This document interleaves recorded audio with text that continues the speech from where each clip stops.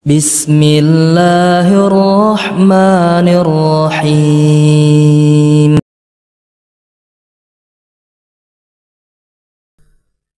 Maka bagaimana caranya dong Ustadz supaya rumah kita tidak angker? Bagaimana caranya Ustadz? Alhamdulillah Rasulullah SAW telah memberikan kepada kita juga cara. Yang pertama, baca surat Al-Baqarah sering-sering di rumah kita tuh Pak. Karena Rasulullah SAW bersabda, Iqra'u surat Al-Baqarah fa inna syaitan yanfiru minal bait alladhi tuqra'u fi suratul Baqarah. Bacalah oleh kalian surat apa? Al-Baqarah, karena setan akan lari dari rumah yang dibacakan padanya surat Al-Baqarah. Makanya bapak-bapak tiap malam Al-Baqarahan, jangan cuma yasinan. Ya. Al-Baqarah antum baca, bisa disetel, kalau bisa antum baca sendiri, antum hafalkan. Apalagi kalau antum bisa ngapalin Al-Baqarah. Maka kata Rasulullah, ta'allamu surat Al-Baqarah, pelajarilah oleh kalian surat Al-Baqarah, fa inna akhdaha barakah, karena mengambil surat Al-Baqarah itu berkah, wa tarkaha hasrah, dan meninggalkan surat Al-Baqarah itu adalah kerugian, penyesalan, wala yastati'uhal batalah, dan para penyihir pun tidak akan mampu terhadap surat Al-Baqarah. Para penyihir tidak mampu terhadap surat Al-Baqarah. Makanya sangat dianjurkan sekali Pak, ya, di rumah kita sering-sering membaca surat Al-Baqarah. Kalau bisa Bapak menghafalkannya, mempelajarinya, supaya apa? Supaya setan pun lari dari rumah kita. Ya. Sebab yang kedua, yang insya Allah berusaha kita supaya rumah kita tidak angker, yaitu jangan lupa berzikir kepada Allah. Di saat kita makan, di saat kita masuk ke rumah, di saat antum ya, berjima dengan istri antum. Antum punya istri nggak? Punya. Doa jima apa? Allahumma barik lana fima razaqtana.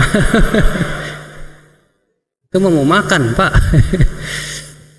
Bismillah, Allahumma jannibna syaitan wa jannibi syaitan ma razaqtana. Ya, sampai-sampai di antara ya orang itu ada yang menambangkan pakai kaligrafi gede, bismillah janni Allahumma jannibna syaitan wa jannibi syaitan ma razaqtana. Ya. Ikhwatul Islam ma'azakumullah. Ini penting ya akhi, karena zikir itu sangat kuat dan kokoh sekali untuk melindungi rumah-rumah kita dari apa? Ya, daripada gangguan setan, para jin-jin yang jahat. Ya. Karena zikir itu kekuatannya dahsyat sekali. Yang ketiga, agar rumah kita tidak angker ya akhwat Islam azakumullah, laksanakan ketaatan di dalam rumah kita. Tegakkan tauhid di dalam rumah kita. Amalkan sunnah dalam rumah kita. Copot itu yang namanya foto-foto, jangan dipampang. Ya. Patung-patung yang ada kepalanya dipotok, diputuskan. Terkadang antum punya beli boneka anak, mirip bonekanya sama binatang. Ini pun juga diantara sebabnya tuh Pak. Iya. Kalau antum mau beli bonekanya yang jangan kayak manusia banget Pak, atau jangan kayak binatang banget. Kalau bisa tidak ada kepalanya, dicabut aja itu matanya. Ya. Udah, yang penting kan ada boneka. Makanya Rasulullah SAW pernah melihat Aisyah bikin boneka-bonekaan. Kemudian Rasulullah bertanya, "Hai Aisyah, ini boneka apa?"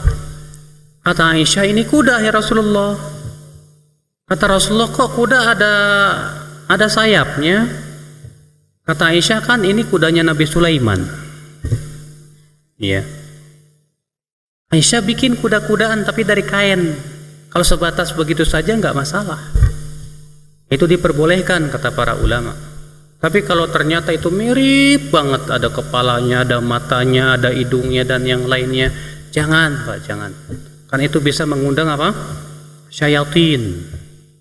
Maka kalau kita ingin rumah kita supaya tidak angker Bapak sekalian, tegakkan ketaatan di dalam rumah kita. Tegakkan tauhidullah, jadikan mereka menauhidkan Allah Subhanahu wa taala.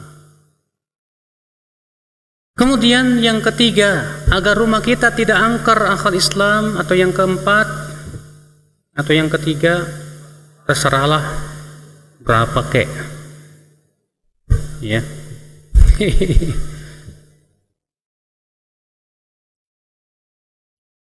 Yang keempat ya akal Islam, azakumullah, tegakkan sholat di rumah kita. Kata Rasulullah, idza shalla ahadukum fil masjid, apabila salah seorang dari kalian telah sholat di masjid, falyaj'al fi baitihi nasiban min sholatihi, hendaklah ia jadikan bagian dari sholatnya itu di rumahnya. Fa innallaha ja'ilun lahu min sholati khaira, sebab Allah akan menjadikan kebaikan untuk rumahnya dari sholatnya tersebut. Rasulullah menyuruh supaya rumah kita itu ada bagian dari sholat kita. Makanya kalau kita sholat di masjid, sholat sunnahnya di mana? Di rumah. Makanya Rasulullah SAW mengatakan sebaik-baiknya sholat itu di rumah, kecuali sholat fardu. Maka antum jangan biasakan sholat sunnah itu di masjid terus. Biasakanlah sholat sunnah itu di rumah. Supaya apa? Supaya rumah kita kena bagian sholat itu Pak. Sebab dengan sholat itu kata Rasulullah, Allah akan jadikan kebaikan di dalam rumah kita. Allah akan jadikan kebaikan di dalam rumah kita. Ikhwatal iman a'azzakumullah. Yang kelima, agar rumah kita tidak angker, tidak dimasuki oleh para jin-jin itu, makhluk-makhluk halus itu, yaitu akal Islam azakumullah, berusahalah rumah kita itu ya akhi dikumandangkan ayat-ayat Al-Quran, dibacakan ayat-ayat Al-Quran secara umum. Sebutkan dalam hadis yang dihasankan oleh Syekh Albani bahwa rumah yang dibacakan ayat-ayat Al-Quran, maka dia akan bersinar bagi penduduk langit itu seperti bintang-bintang bagi penduduk bumi. Kalau antum melihat ke langit di waktu malam berkedip-kedip, demikian pula rumah-rumah yang dibacakan Al-Quran, maka buat penduduk langit rumah itu berkedip-kedip, ya, terlihat bercahaya. Makanya subhanallah, jangan lupa Pak, rumah kita itu jangan sepi dari membaca Al-Quran Pak, karena ini sangat penting sekali. Syaitan pun akan pergi insya Allah dari rumah kita. Jangan lupa, makanya Rasulullah SAW menganjurkan kita untuk baca Al-Quran, ya, supaya khatam Al-Quran sebulan sekali kalau bisa. Kalau nggak bisa ya 2 bulan sekali. Kalau nggak bisa ya setahun sekali. Tapi kalau bisa antum bisa sebulan sekali, masya Allah, itu sangat dianjurkan oleh Rasulullah SAW.